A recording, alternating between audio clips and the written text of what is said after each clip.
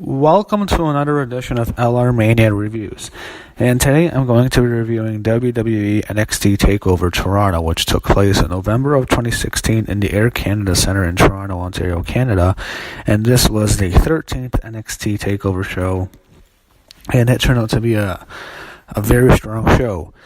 This show, it takes place in Canada, which is funny since I'll talk about this later, but WWE has this weird, almost unfair disdain towards Canada. They call them Bizarroland. They chant for the heels and they boo the baby faces. That happens. One of the most memorable ones is WrestleMania 18 when they cheered Hollywood Hogan, who was a heel at the time, over The Rock, who was the top baby face at the time. So they've done that before, in which they're Bizarroland. They would always cheer Bret Hart in 1997 when he turned heel.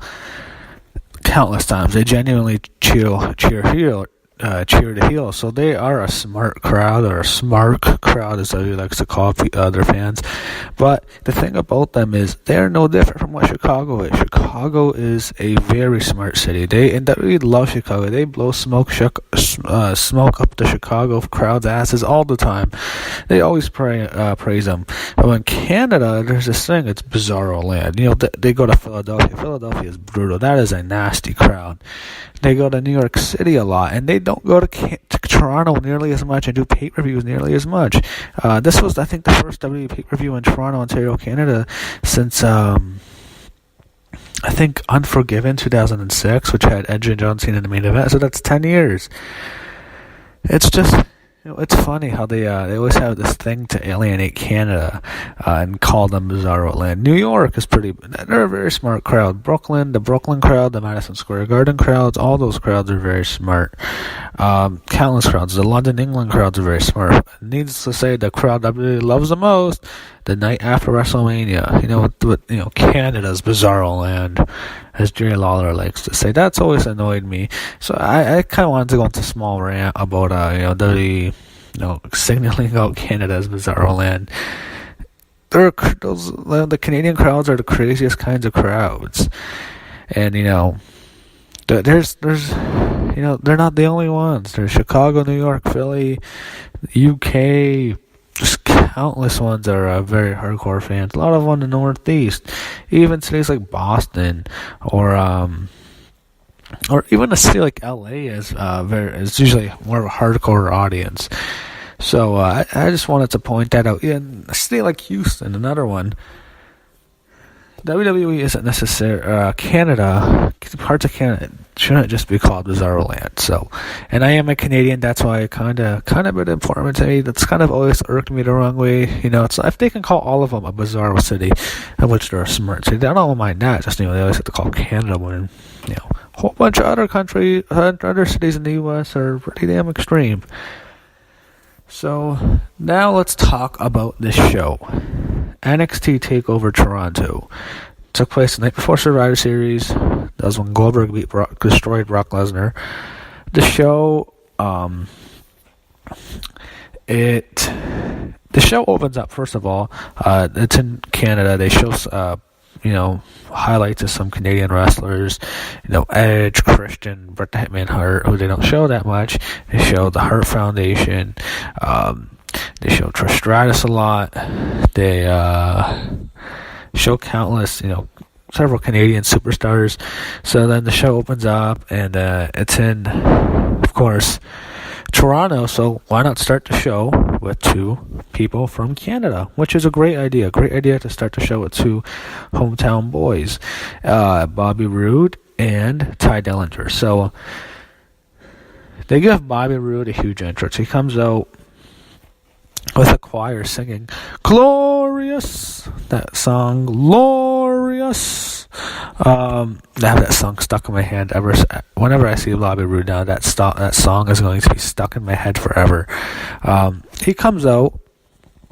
He has a huge entrance, and then Ty Dellinger comes out also gets a big pop from the audience. So both guys are very over. They have a very good match. Really enjoyed it. Got really exciting near the end. Last few minutes really, really picked up. Before it was just an ordinary match. It was okay. Then it just got really good. And it turned out to be a very, very good match. I really, really liked it. It was really damn good. He had some near falls or some parts where, oh shit, is Dellinger going to actually win? You knew Dellinger wouldn't win, but I mean, maybe he will. And of course, Roode wins at the end, and the crowd was really hot for this. Another thing I have to talk about it. I think Bobby Roode is over.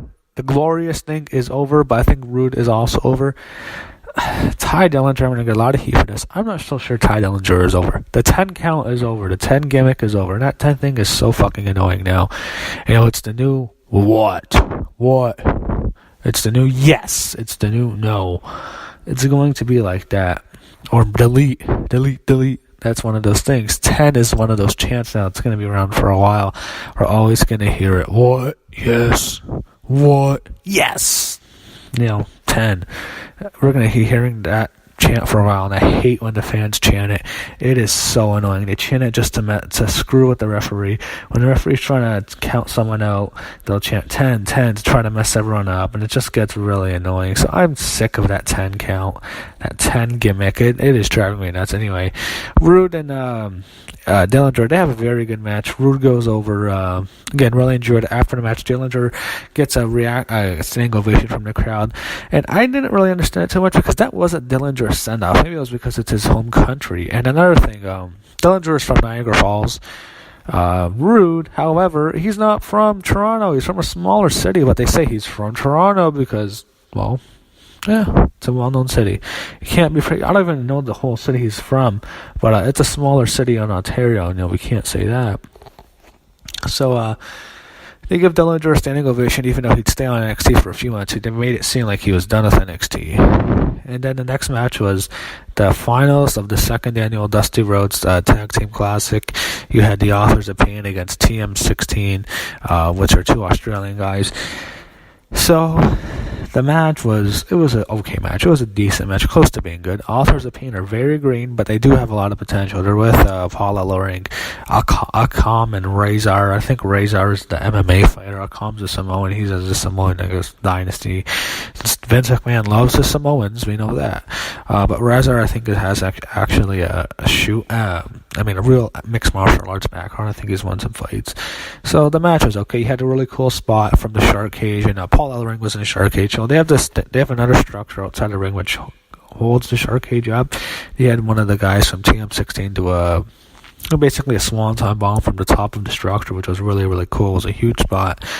God, that was an awesome part. But that was when match peaked. Match went down after that. It was still okay. Then the match of the night, another tag team match. 2 out of 3 falls for the tag team titles. You had the Revival defending their tag team titles against DIY in a rematch from the Brooklyn show. This was one of the best tag team matches in WWE history. The best tag team match in NXT history without question. And I really, really loved the Brooklyn match, but this blew that one out of the way. This was excellent. This was great. You had so many near falls.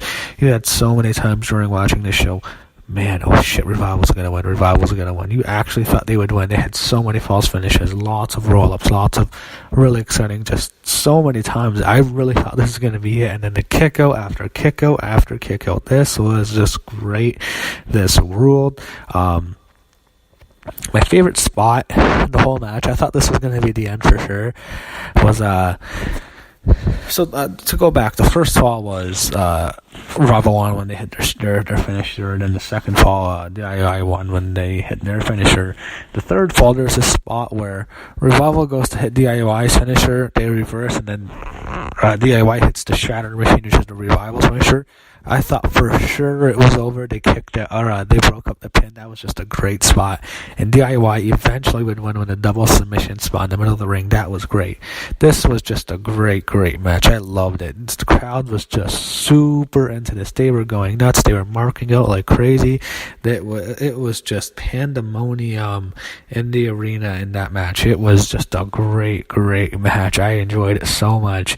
DIY gets a win, and this is what we love about wrestling: seeing the babyface, the good guy, the people fans like getting this big moment, winning the belt for the first time, and a huge show. That's what we love about wrestling. That's what WWE doesn't do enough. We want to see those big triumphant babyface moments. We don't get to see it too much, and that's really disappointing. But here was a great moment to see the babyfaces get the tag team titles. Fans love DIY. Gargano and Ciampa are both great, and Revival are both great. Dash and Dawson. One thing I said this in my previous review of Brooklyn too, and I have to say it again. My one problem with these two teams is they have the same look and the same. I mean, it's hard to tell them apart. If you're someone new watching, I'd say it's going to be extremely difficult to tell these tag teams apart because they both have the same kind of look. Gargano has a similar look to Dash Wilder, a guy with short hair with a beard, and then Tommaso Ciampa has a similar look to Scott Dawson, bald guy with a full beard. I mean, it's kind of annoying, but I mean, other than that match is just great. Then the NXT Womens Championship was next. Asuka and Mickie James. They had a good match. I wouldn't call it a great match. It was a good ones match, very solid. Not my favorite NXT Women's match. But Mickie James was out of the WWE for a while. She went to TNA. She came back. They had to call her Piggy James. That was such a shitty storyline they did. That was really bullshit. They had a good match. She got a decent reaction. She's on TV now and she gets no reaction. So I don't know if the fans don't know her anymore, but I think Asuka's probably the best female wrestler they have, and I like a lot of the female wrestlers, but I think in terms of working, and she has years and years of experience in Japan, but I think she's the best.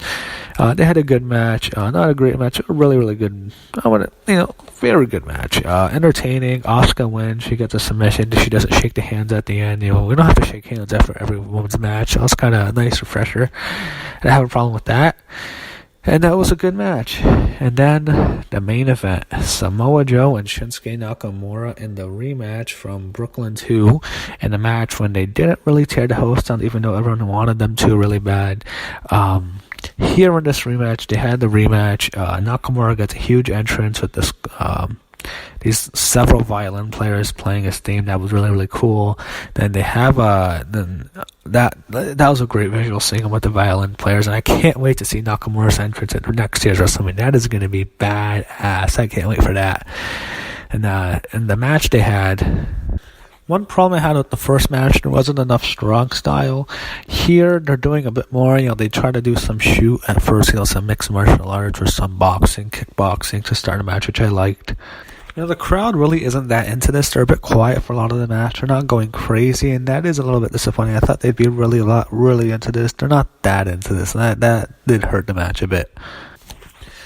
The match ended up being a very good match. It wasn't a classic. So many people have wanted to see these two go at it for so long. They'd think it'd be a strong style war, and I was expecting more strong style, more stiffness, but it is WWE style, and it was a bit watered down.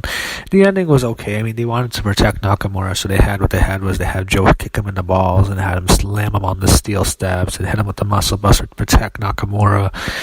It was fine. I think the wrong guy probably won. Joe probably shouldn't even have really won this match. He wanted to have Nakamura win it back. He wanted a live event back, but the match was really good. Not a great match, and the match headed before this was probably better. And that's not saying something, because I didn't think the match before this was a classic. It was a great match, but I don't think it was a classic. And this was a very good match. But you think these two would tear the house down, and they really didn't. The crowd did hurt it. They weren't too into it. I think the crowd peaked in the tag team match, and that was the highlight of the show. So overall, Toronto was a very good show. Not a great NXT takeover, but a very good one. Really enjoyed it. He had 5 matches. They were all good. Roode and Young was very good. The Dusty Classic match was okay. The tag team title match was great. The one title match was really good, and the main event was very good. So you had a very, very good card, and I really enjoyed NXT Takeover Toronto. So I would definitely give the show a thumbs up, and another really damn good NXT show. So Takeover Toronto was definitely a show you should check out if you're into NXT.